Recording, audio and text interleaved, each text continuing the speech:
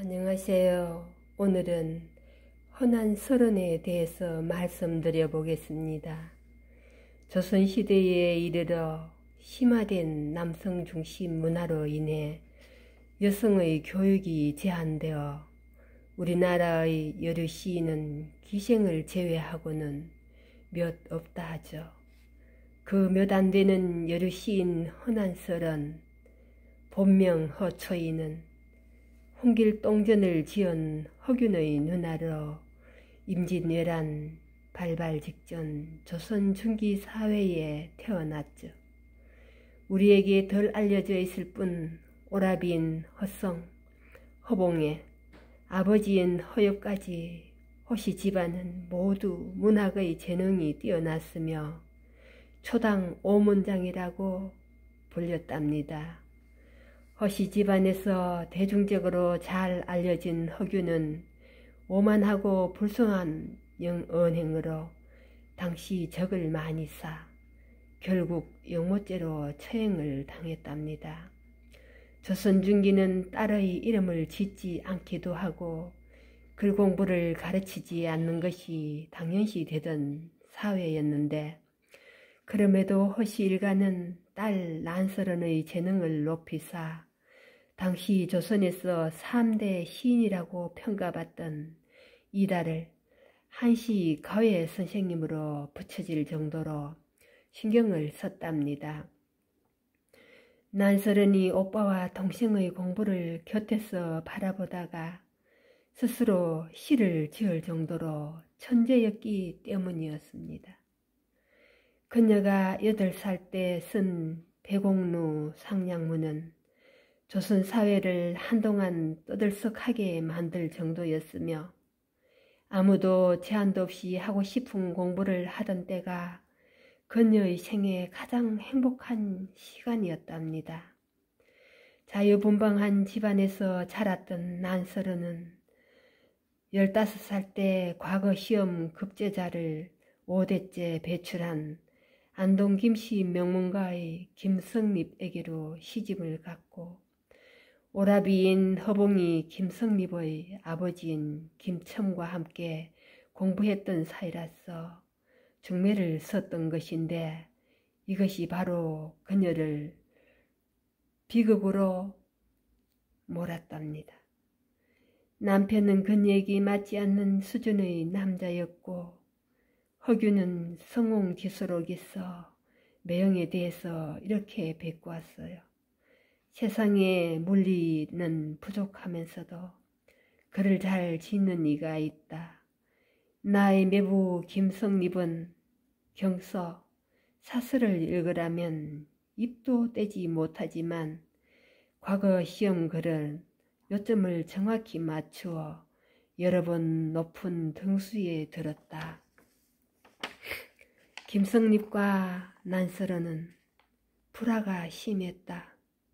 김성립은 학문적 지식은 없으면서도 글은 기교적으로 잘 썼던 모양이지만, 결과적으로 과거 시험은 결혼하고 12년 뒤 난설원이 사망하던 해에 합격했다 한다. 처음에도 난설원은 남편을 연모하던 시를 지었던 걸로 보아 부부의 사이는 괜찮았던 모양이지만, 지속된 김성립의 과거 시험 낙방과 그 와중에도 세간에서 칭찬이 자자한 아내의 재능에 김성립이 열등감을 품으며 부부 사이가 벌어졌다 한다. 남편은 난설원을 박대하고 기생집을 즐겨 찾으며 주식 잡기에 힘썼다. 난설원의 재능을 적극 후원한 친정 분위기와 달리 김성립의 집안은 여성의 역할을 살림으로 엄격하고 제한하고 있었다.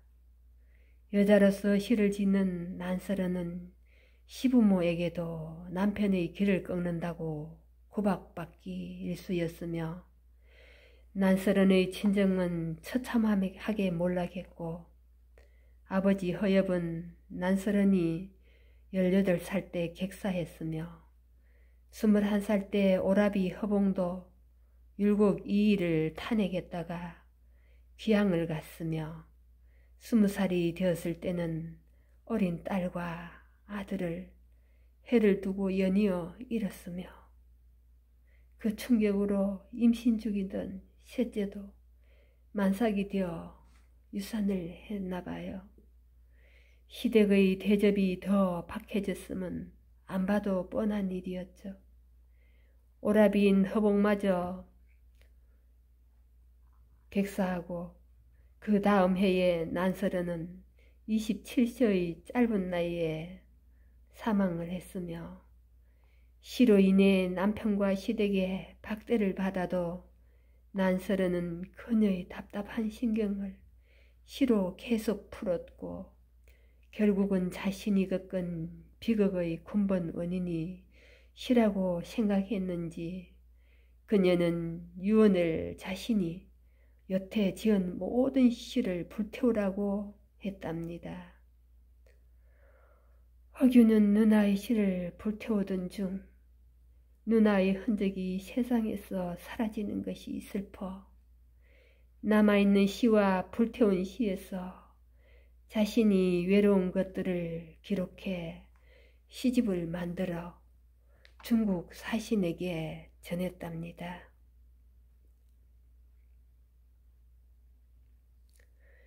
허균이 역적으로 몰리면서 조선에서는 가족인 난설원의 시집까지 모두 사라졌지만 중국에서 난설원의 시집은 큰 인기를 얻어 그녀의 시집을 만드느라 중국의 종이값이 올라 큰일이라는 한탄이 나올 정도였으며 일본까지 퍼졌다가 역수입으로 조선에서 다시 퍼졌답니다. 난설원이 지은 시 중 강남곡이 있는데 시의 배경 장소인 강남은 중국 소주 땅의 지역으로 날씨도 좋고 보고 들을 것도 많아 유명한 관광지죠. 강남 지역이 워낙 낭만적인 여행지로 유명하다 보니 옛날부터 한자 문화권에는 강남을 상상해서 강남곡이라는 제목의 시를 짓는 문화가 있었다네요. 남편 김성립은 아내를 멀리하고 지나친 외도로 기생집을 전전하였고 아내인 난설어는 언제나 남편을 그리워하고 원망할 수밖에 없었답니다.